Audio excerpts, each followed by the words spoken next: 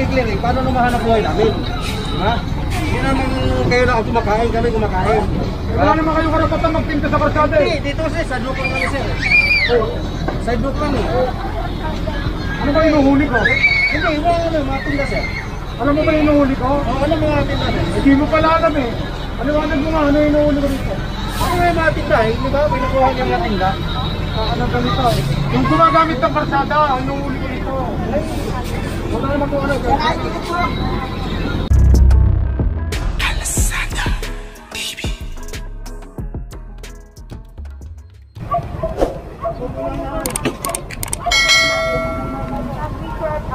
Lang daw sabi mo dito.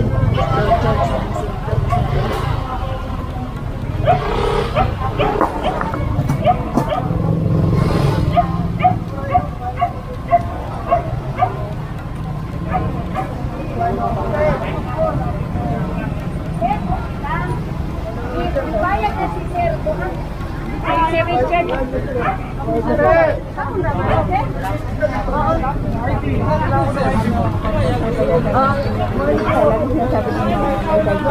Kumain lang.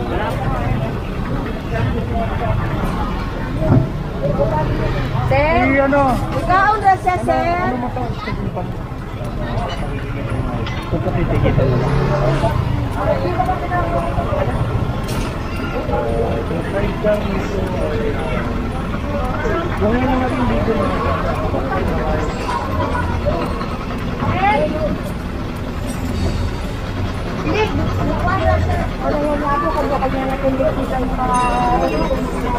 So kanina kasi dumaan tayo dito, parang wala lang sila nakita. So hindi nila akalain na iikutan o babalikan sila ni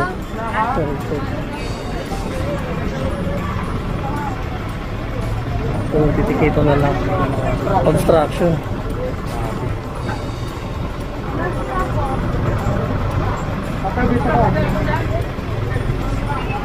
Wala ka bang ano, face mask?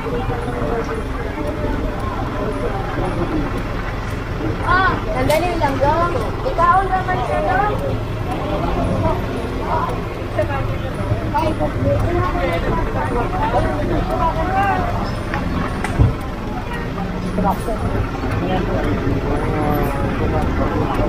Kahit natikitan, kailangan niya pa rin na iligpit ito papasok. Piting na bawal dahil Ano tayo na pag-uusap dito ha? Pag yung tatampo. Mura lang yan, 15,000 kasi ano, 1,000. Huwag nang pag walang bahala ha. Sa-upper sa NBI yan. Hindi. Kala nyo, nakaligtas na kayo ha. Mahirap na wala magsigit at talabin.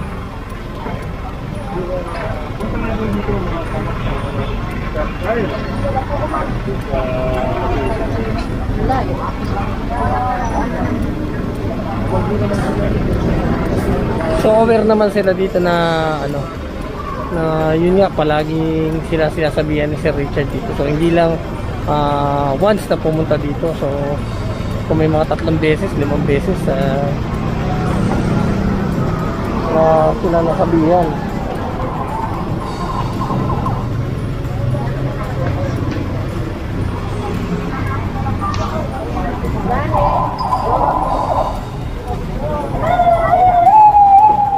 Hindi nagkulang sa paalala. So yun, pirma na yung kanyang ticket at kailangan mabayaran nyo to sa Bayad Center within 1 week, or pag hindi niya nabayaran to pag pinagwalang bahala, may mag-a-appeal ito sa promotion ng NBI. So lahat ng titikitan.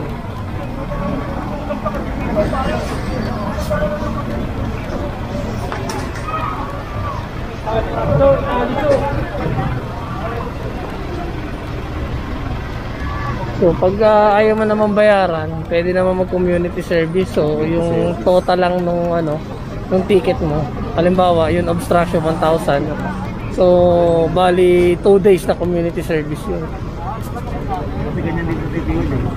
1,000 rin ako. Okay na. Oo, nag-iisap na, dong. Hindi nga kayo.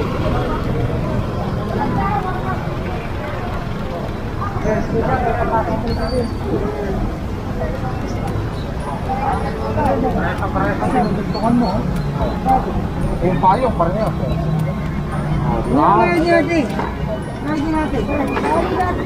So ito, titikita mo. Obstruction din.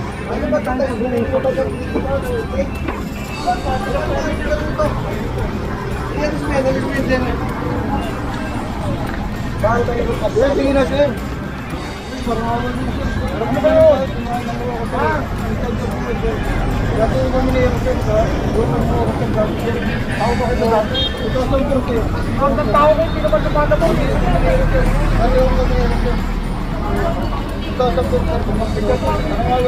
Dito kasi nagkaroon na ng pag-uusap kasama barangay.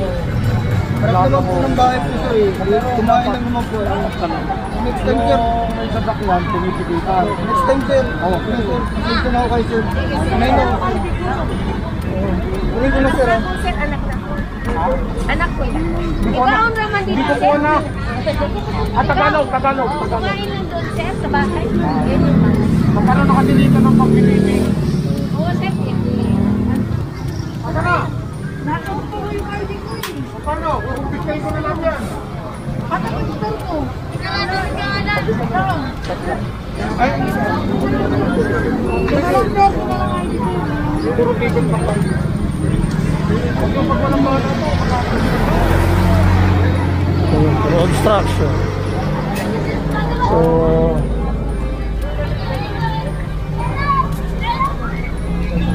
Gawin daw kasi ng pag-uusap. Makakatambay yung mga tao rito. Huwag yung pagwalang bala to ha. Meeting na tayo. Hindi sila pwede lumagpas dito sa kalsada. Teka lang, paluluhudin ko ulit. Baka sino pa? Tayo titira ng walang ebidensya. Ano yan sir? Araw-araw yan gagawin niyo sir. Ha? Araw-araw yan. Kasama ka ba sa meeting? Hindi. Ito sir, kaya kasi kasama ka na po yan. Kaya na po yan kasi sir, Hindi na araw-araw.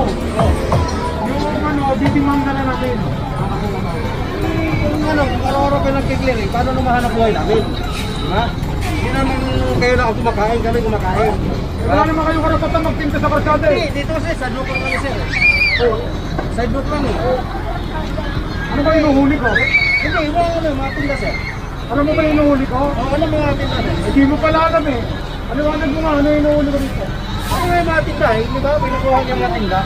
Ano ganito? Yung gumagamit ng karsada, ano inuhuli ko dito? Wala naman po ano sir. Alam mo, ipa sabi. Ano po, sir? Ano ba yung ano sa ticket? Wala pa naman bibigay sa ticket. Instruction.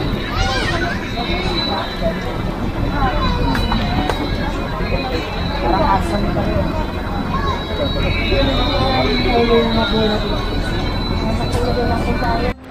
ito. Yung mga obstruction dito, yung mga sagabal dito sa kalsada or sidewalk. Kaya titikita na lang. So parang may kasunduan na sila ni Kapitan dito, ni Sir Richard.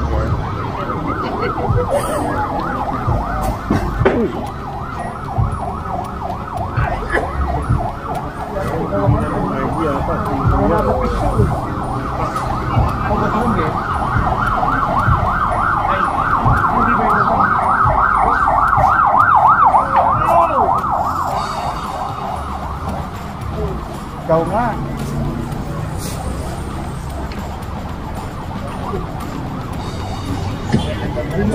Yun.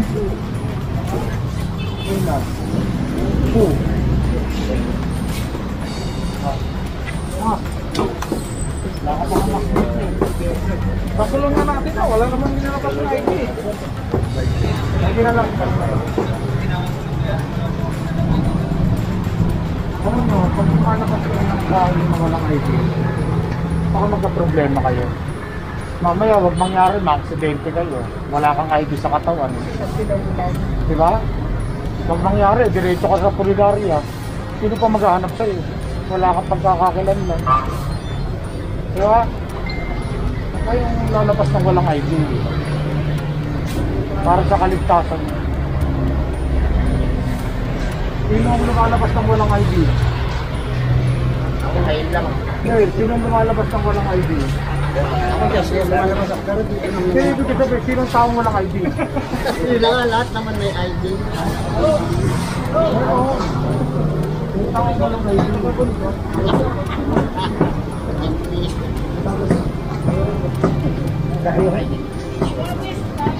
Oh, madali na ba ba? Marami pa kasi. Ito na sir.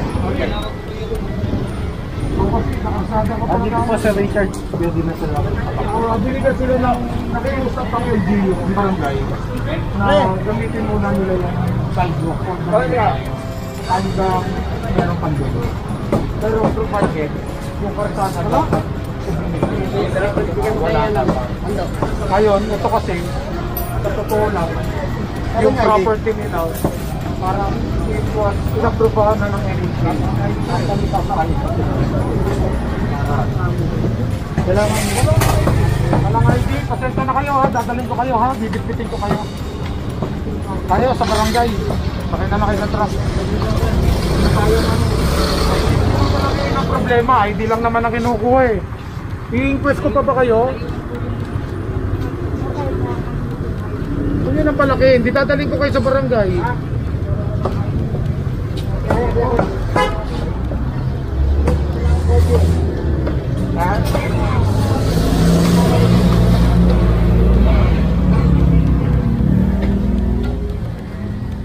Boss, hindi naman kami nakikipagbiruan. Seryoso kami. Ngayon kung wala nga kayong IDD, sasama namin kayo sa barangay tayo. Face tag pre, pati yung ginagawa nyo doon. Kuha na lang po ako dito. Ang makukuha? Saan ba ang dito sa North, ha?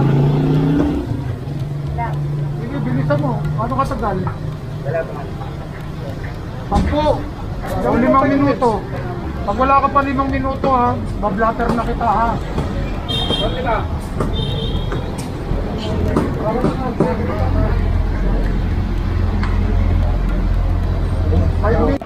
Bumalik yung ano, yung dalawang gumagawa dito.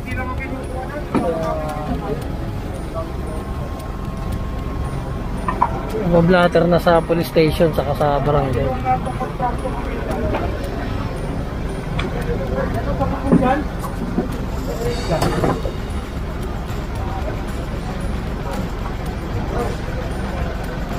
Daan mo na pintura na.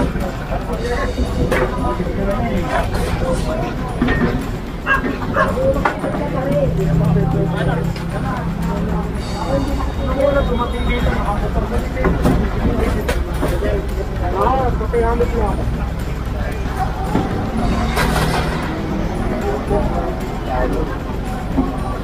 Hello.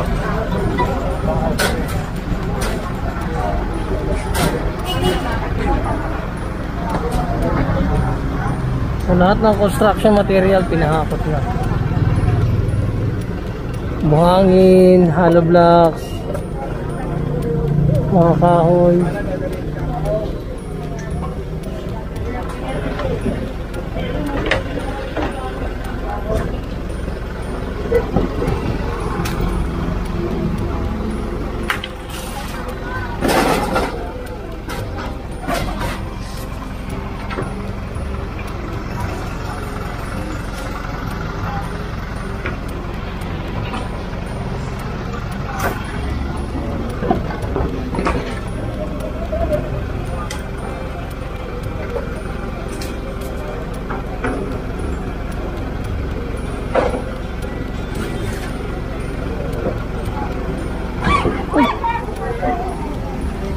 Yun ang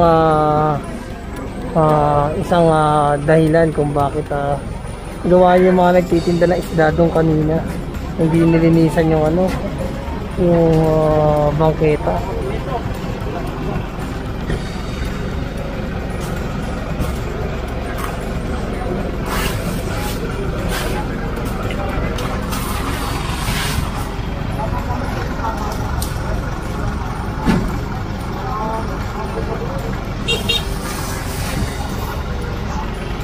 Kinuha lahat ng ano.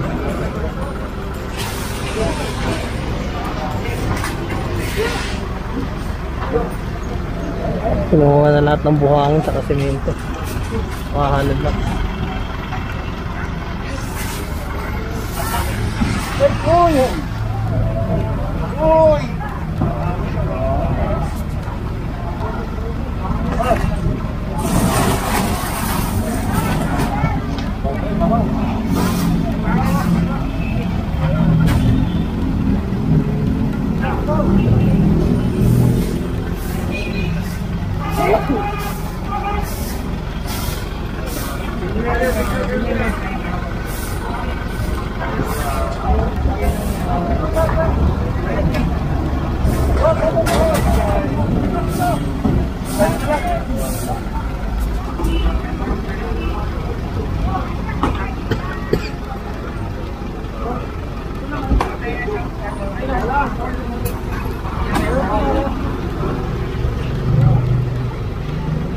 Ang dami talaga nadudulas ko.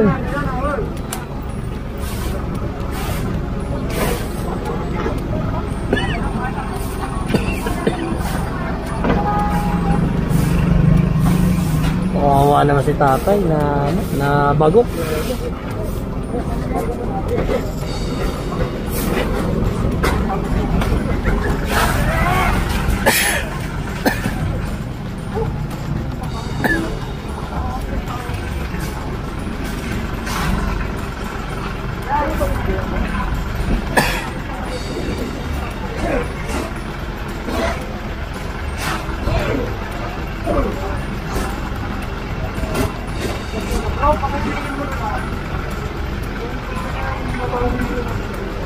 Oh.